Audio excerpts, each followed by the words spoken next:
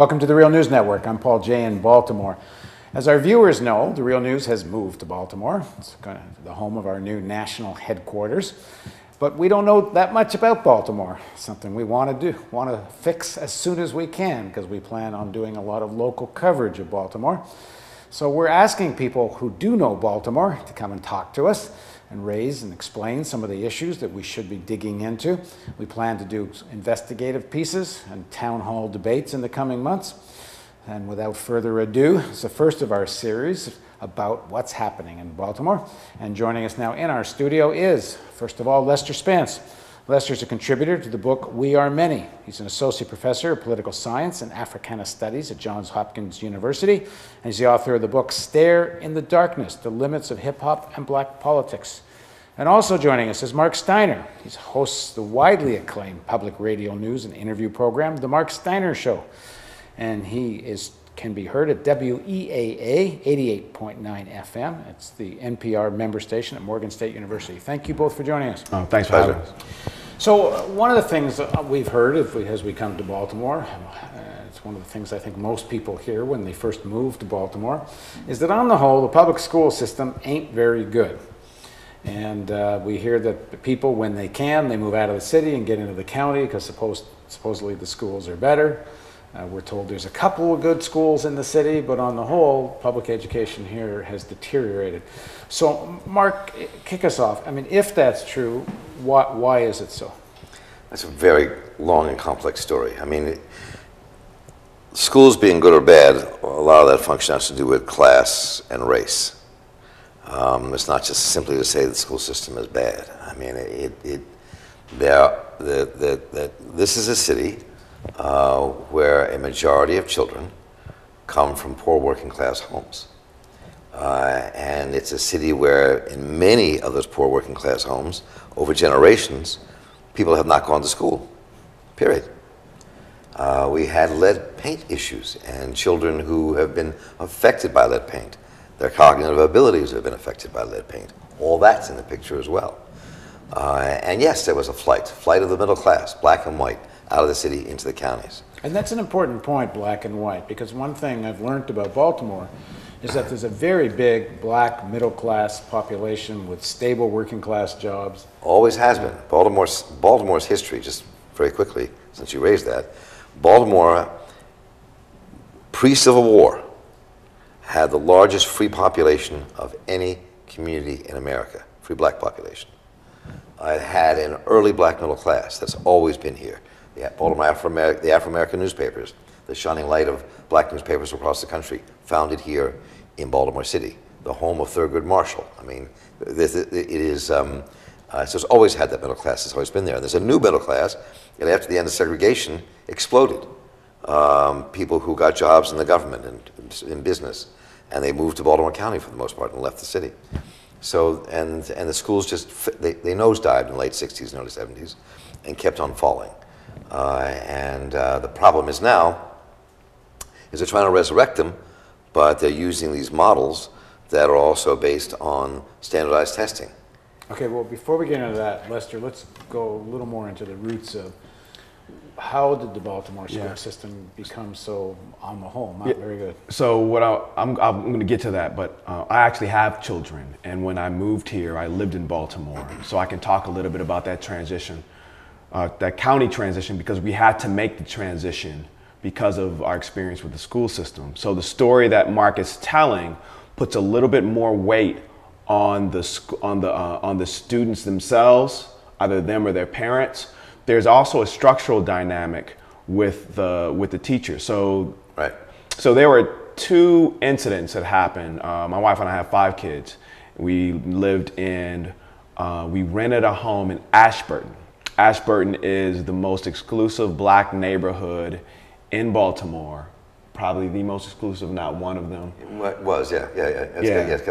Yeah, and we rented a church parsonage. I'm originally from Detroit.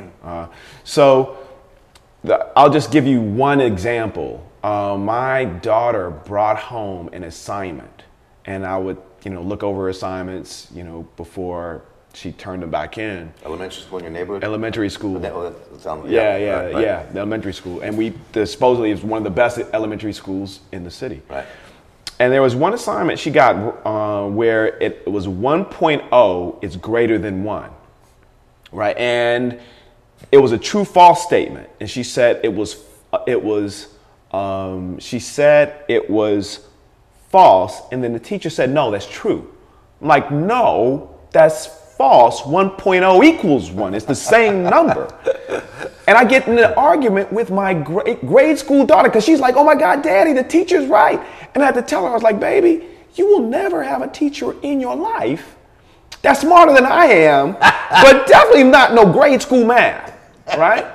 And then there was a series of incidents where it was clear that the teachers that were teaching her and my other children were not teaching them accurate information. Weren't trained very well. Yeah, they weren't trained very well, right? So we had to make a decision. And so we made a decision to move out to the county, and we're very satisfied with the grade school is excellent, the middle school not so much, and then my two high school age, the two high school age kids I've had so far were able to get into the magnet. And the magnet had its own politics because it kind of peels middle class, it allows, it shunts off a certain type of political dissatisfaction because black middle class and white middle class parents can at least have a sense that if they get their kid in the right public school, it doesn't matter how the rest of them are, right? So that's my personal experience. Now, where does this come from? Baltimore is a Rust Belt city. So like many Rust Belt cities, the public school systems were... It used to have a steel industry and more in yes. manufacturing. Right. Oh, that's right, yes. More manufacturing, but then that dissolves, right? Those jobs leave. And they're not really replaced with anything. Now, the public school system in these Rust Belt cities, places like Baltimore, like Detroit, Gary, Milwaukee, all United States cities, the public school systems were designed to a certain extent to get those kids out of public schools right into the job, right into the plant. You graduate from high school, the next day you go into the plant, right? That, even though that doesn't happen, that's how most of the schools still are, right? They're still designed to get you into the plant, but that job doesn't exist anymore. Yeah, we did an interview recently. A recent study has shown, I believe it's 2/3 of new American jobs, first of all, don't require a college education, and a lot of them don't even require a high school diploma. Yeah, but there are a lot of jobs that do, and then we're not preparing our kids at all. I mean, that one day interviewing someone who runs a company near the shipyards, he told me this a few years back on the show, we're looking to hire 150 to 200 machinists. Oh, yeah. We can't find them. Yeah. Nobody has the math skills, the computer skills to do the job. We're not training our kids, A, for the jobs that exist. Yeah. We're not intellectually training them for anything. You know, they're taking literature out of the schools. They're taking anything that doesn't have to do with the testing out of the schools. So our kids are not being taught critical thinking. They're not being taught any of the skills that they need. They're not there. Baltimore, if I understand it correctly, is a fairly segregated city. Not legally, but used to be legally. Used to be as late as late 1960s. Right. Yeah. But de facto, to a large extent, still is. Are the public schools better in the white areas? Are the public schools better in the white areas? It's not necessarily a white-black thing. Yeah. That Baltimore City schools, there are magnet schools in the city as well that attract kids from all over the city. Let me put it this way: right now, there are no neighborhood high schools in the city. They've bitten the dust. And when there are zone schools like Northwestern, it's become the dumping ground that nobody wants to send their kids to. So let's to be clear, neighborhood schools means you no longer go to the school that's down the street. A zone school. You apply to schools and see what you get in. Exactly. So that kids who don't get into the best schools. This is high schools, not public schools. Schools. Oh, public schools too. You can get middle schools that can be the same way. Elementary schools can become the same way. So that kids who don't get into the schools that they want to get into are out of luck. And I think that's part of the issue as well. And they're desperately trying to figure out how to make it work. I mean, more kids are doing better in terms of standardized testing than ever before in the history of the school system. But that's only part of the issue. And that testing regime has its own problems. Right. Right. Huge problems. Yeah. I mean, big, massive problems. Right. Yeah, we've done some stories on this. The teachers in general are complaining. In fact, in Chicago, there's a big war over this. Yeah. That standardized testing is actually defeating learning. Yeah, I mean, so and we haven't talked about, so I gave that analogy to talk about how there's a teacher challenge. But the other thing is that because teachers themselves aren't really paid, they aren't really paid that well, there are a number of people who are going into different industries who probably would make better teachers than some of the teachers we have.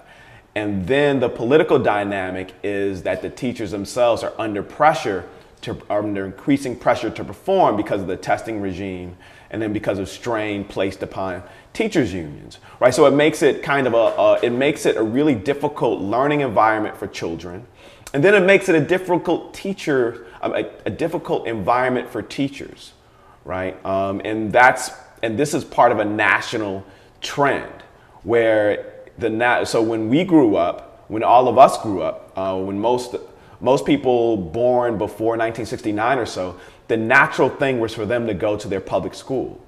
But now, because of these local and because of these intensely national dynamics, the natural thing is to get your kid in a private school or to roll the dice and hope you can get in a lottery and get in a magnet school.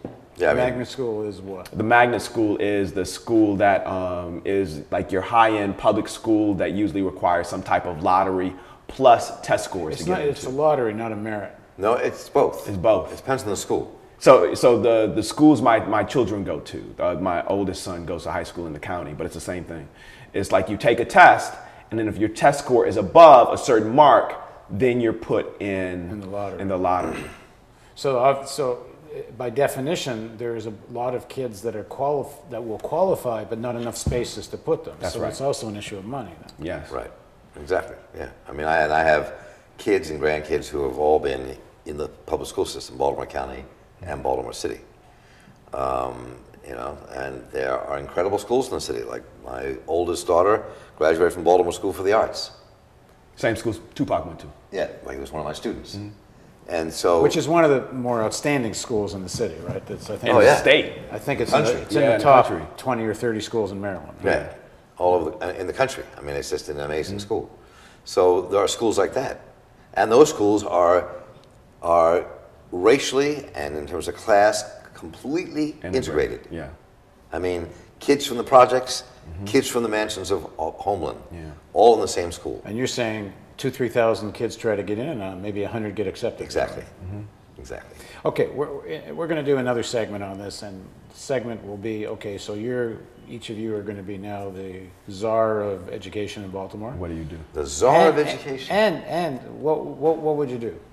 And I guess we'd have to give you some money as well. But we'll do that. Right. So join us for the next segment of our interview about public education in Baltimore on the Real News Network.